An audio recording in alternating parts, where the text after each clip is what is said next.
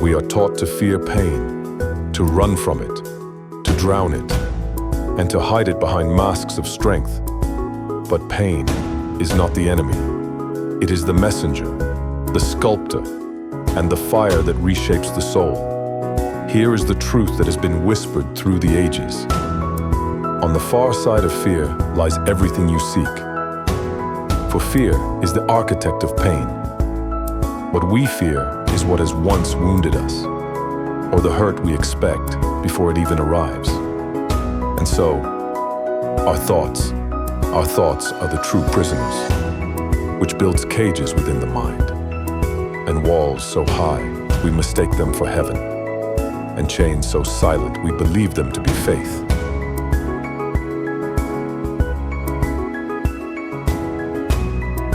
There comes a moment when the storm within is too loud, too silent, when the weight of loss, betrayal, and despair pushes you to your knees, forcing you to concede to the creeping thoughts, the seeds of destruction, which sprout silently and taking root in the fertile soil of the mind.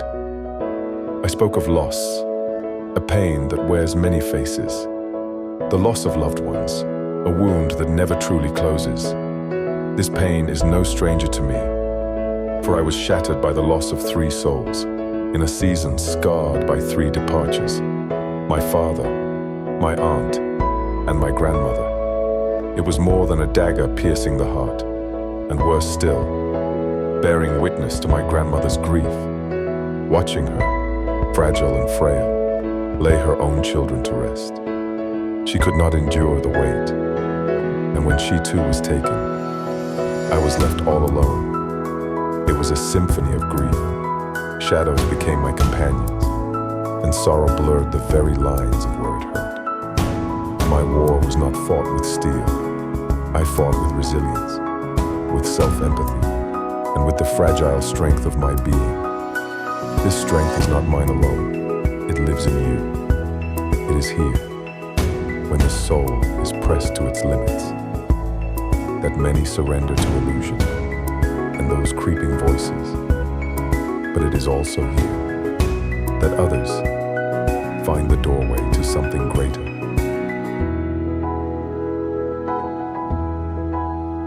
For in the ashes of who you were, a new self begins to rise. The scars I carried, once heavy with sorrow, became inscriptions of survival. The grief that left me hollow became the soil where resilience grew. The loneliness that nearly consumed me became the silence where I finally heard myself. And in that silence, I discovered something the storm could not destroy. A spark, small yet unyielding, a beginning. Each scar, each wound, each night I thought would never end became a testament, not of my suffering, but of my becoming.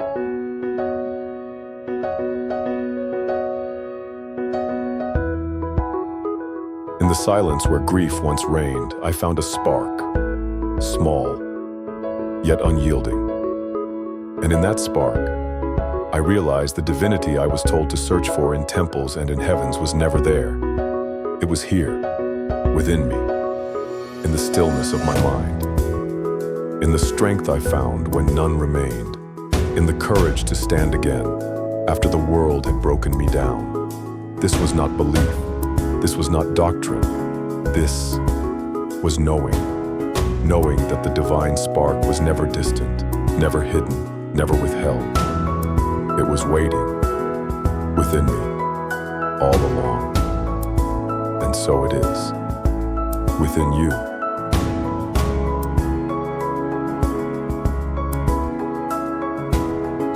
Now, as you rise from the fire, you carry a truth that no chain can bind. That pain is not punishment, it is passage. That suffering is not the end, it is an initiation. And that the divine spark, the one you feared was lost, has always been waiting within you.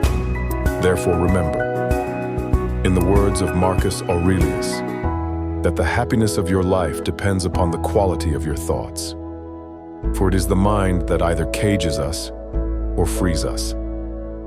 Our pain is therefore the divine spark which creates the fire within. This is the birth of who you are.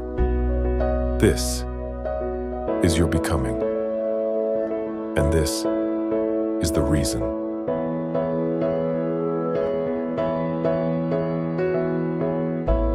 For the reason you're becoming is not born from the lies of doctrine bearers with no true knowing, those self-proclaimed prophets of the afterlife, burying the dead beneath doctrines they themselves do not understand. No, your becoming is not what happened, but what you choose through it. Your becoming is not yours alone. It is the reason those who look upon you will find their own strength.